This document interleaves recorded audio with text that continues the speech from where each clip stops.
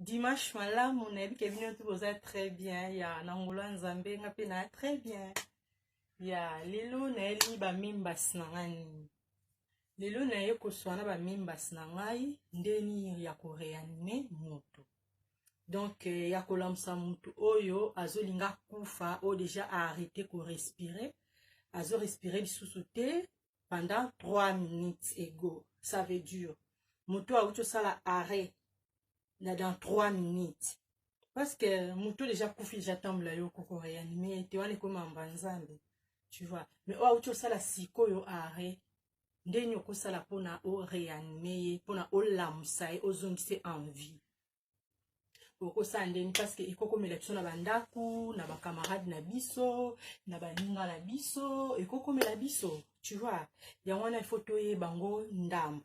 Nabi ke bato ebele ba yebi, mais na luka lisusu ka kolakisa parce que ekosunga pe ba misusu par exemple mususu omona alanda na ye babiloko wana te era akota mingi ya Facebook amoni pe boye ekosala ke peke ayeba lingala pasi bandeko koloba era nyonso koloba ebele comme na misana te pasi ya ndeni ba réanimaka moto.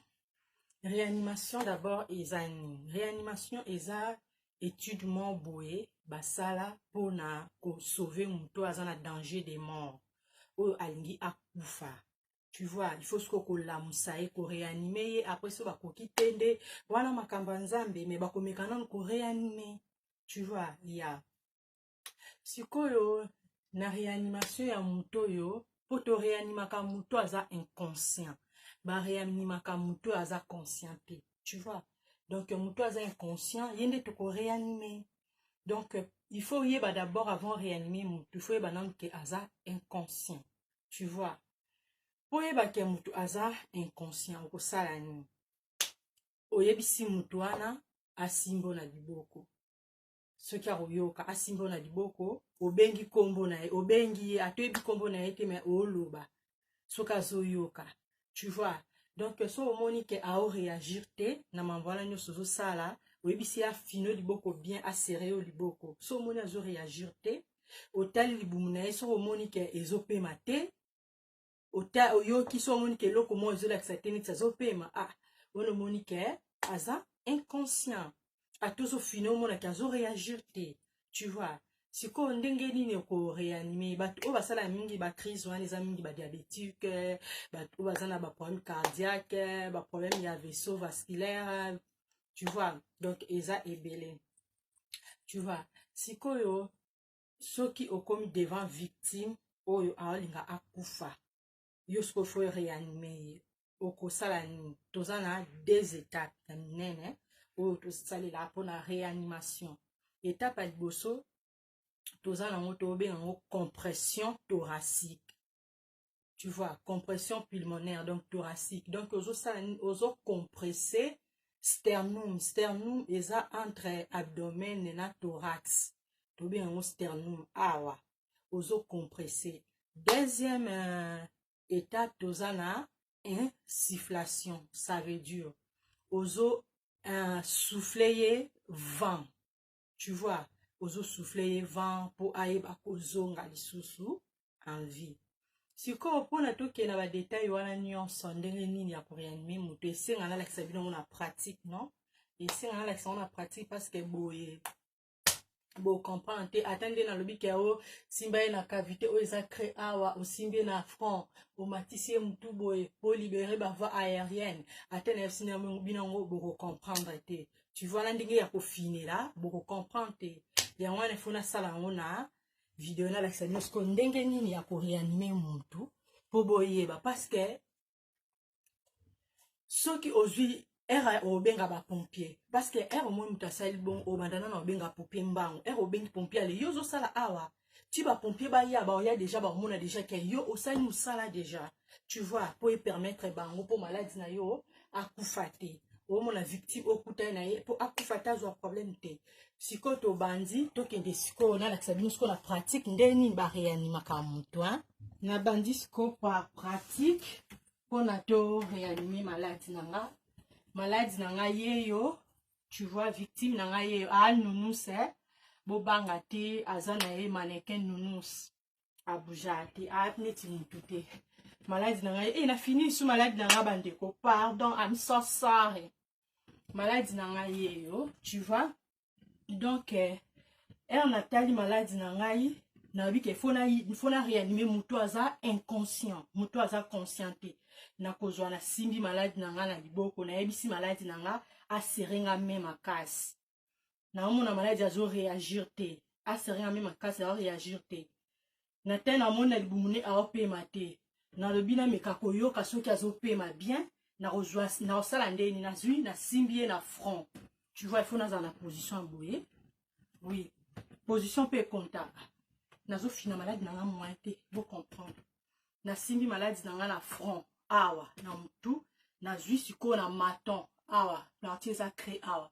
mpo na tombola nazwi sikoyo na fini na cline mutu na ye na tomboli maton na ye wana munoko ne fo ezala kofungwama nazoyoka nao nazolo soki azorespire nayoki arespire te na te na munoko soki azorespire te bon comprendre oyo aza mutu te soki nazali na mwana na nga na explike bino bien après na osala nini na moni ke arespire te na comprendre ke aza inconscient na osala sikoyo nini eloko ya liboso na osala na kosala complexe thoracique pulmonaire donc na ozwa nini nazwi liboko na ngai oyo na tie na katika nde na biso bino na sternum tu vois na sternum ozosala compression wana kofina soki makasi te parce que kobuke pe bacote tu vois donc na tie liboko na nga boye na sternum na ye entre mabele na abdomen na kati wana na sternum nazwi liboko na nga mosusu na tiango likolo ya liboko oyo natiaki deja na se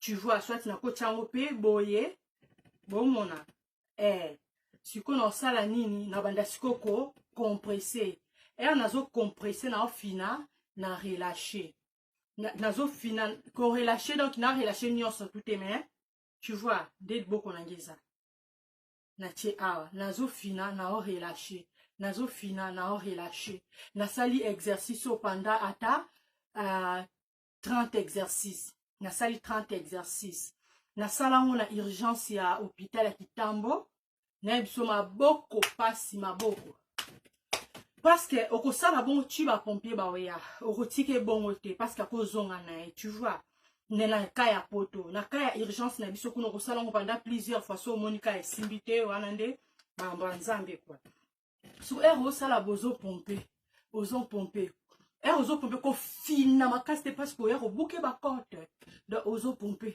ozo presser